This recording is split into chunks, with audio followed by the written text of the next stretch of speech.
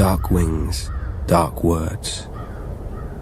I was only a boy when the Raven came to call my father, Lord Eddard Stark, to another war.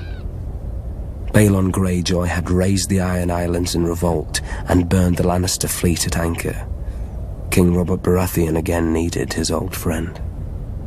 My mother Catelyn was not happy to lose her lord husband to Robert again. 6 years before, he had left her to avenge his father and brother against the Mad King.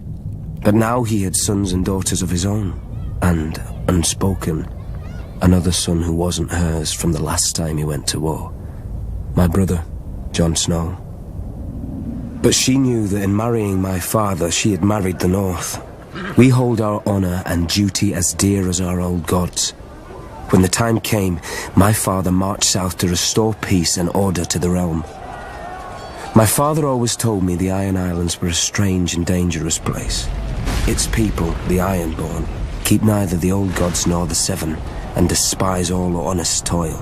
Their ancestors ravaged the western shores, raping and slaving and putting it to the torch, and their songs still ring through the halls of the Ironborn, while everywhere else they're whispered to wayward children at bedtime.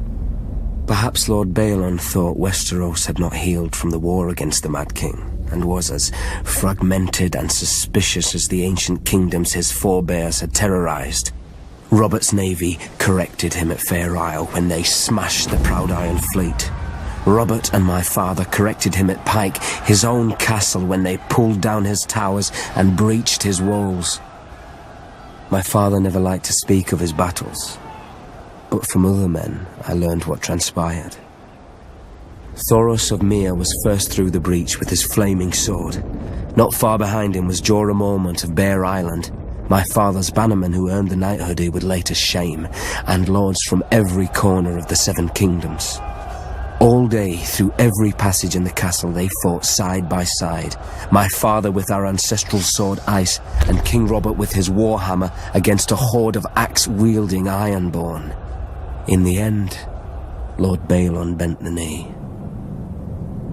King Robert generously allowed Lord Balon to retain his title and castle. The price of peace was custom. The only son of Balon's to survive his foolish rebellion would be taken as a hostage against future treasons.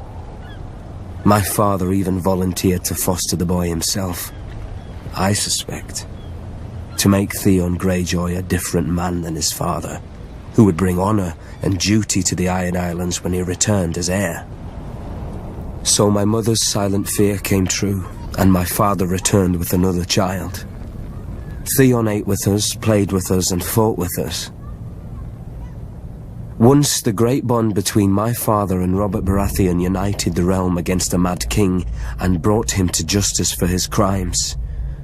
Now, another monster sits on the Iron Throne, and another debt of blood is owed my family. Theon is my murdered father's ward. I am my murdered father's son. Like my father and Robert, bound in blood, if not by blood, we are brothers.